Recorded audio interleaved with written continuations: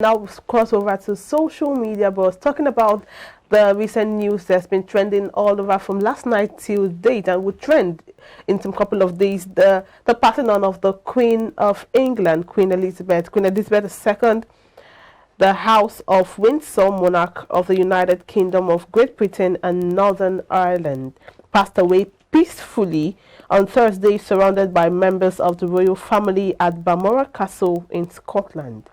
Huge crowds gathered outside the Buckingham Palace in London on Thursday evening to pay respect to the only British monarch most had ever known.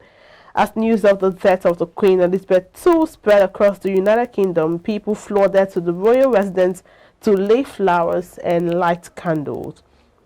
Now we have some responses or some comments at Truss Lees, the just sworn-in Prime Minister said the whole country will be deeply concerned by the news from Buckingham Palace this lunchtime. My thoughts and the thoughts of people across our United Kingdom are with Her Majesty the Queen and her family in this time.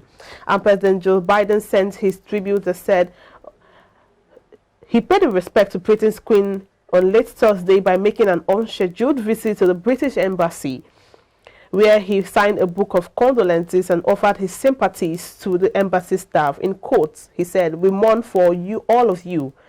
She was a great lady. I am so delighted I got to meet her."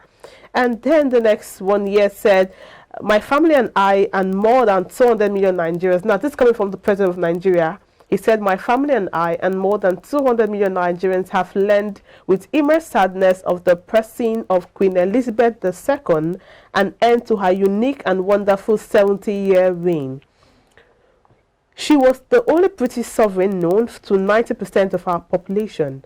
Our thoughts and sincere condolences are with the royal family, the people of the United Kingdom, and the entire Commonwealth as we join the entire world in mourning her loss." What are these loss? So sounds like he said, yeah. We had mentioned earlier that this is the end of an era. We know 70 years as queen. She relatively she saw a lot of things, from world wars to pandemics, what have you, presidents going and coming, ministers here. So she is someone that her legacy would remain for a long time. Yeah, long time. And she was that constant feature, in UK, in the United Kingdom, and even across the world. I said earlier that, from your probably 17th century or even 16th century, you had monarchies fall by the side, but that of the UK stood firm all through. And when democracies came on board, communism, the whole battle, Cold War and all of that, she was that constant feature right there. Yes, we've seen tweets where certain people still hold, issues from the relics of colonialism and all of that against that, but you can't dispute the fact that she was a great queen who ruled well and well loved by the people, not just those of the Commonwealth regions, but Commonwealth nations rather, but across the globe. She's just one giant that's falling along the way, on this path of humanity, and I'm sure she'll be greatly missed, not only in the United Kingdom or all other Commonwealth nations, but across the globe. World. You need people like that to be present when it comes to, great issues concerning the globe. So we hope that someone else stands in terms of filling that position. It's going to be very difficult. King Charles III is on board, yes, but you can't dispute the fact that no two people are the same and no two leadership either are the same. All right. Yeah, well, that's it in social media, boss. But before we wrap up the show today, it would be sin to wrap up the show without wishing Mama Beatrice Fakroha. She is clocking 75 years old today. Mama is an icon, having served the nation, Ministry of Defense for 35 good years of her life, dedicated to being a cook in the Ministry of Defense, and a lot of many other works that may not be mentioned here and now. Happy birthday, Mama Fakroha. We love you, and we wish you many more years to come. See your grandchildren, great-grandchildren. Something quickly. It's great, our gallant men and women who form, our defense, apparatus definitely are deserving of every, accolade they get. It's not only those who go to battle, it's also about those who are, you know, way back in the rooms, your data analyst and what have you, everyone contributing to the defense of this nation.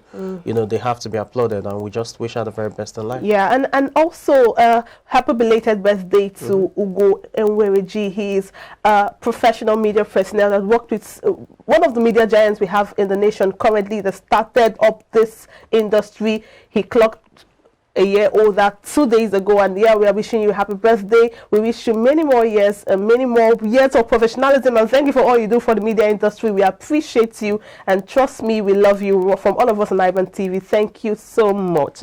Well, something, we've had an amazing show, as a matter of fact, and it's a Friday, from Monday till Friday today.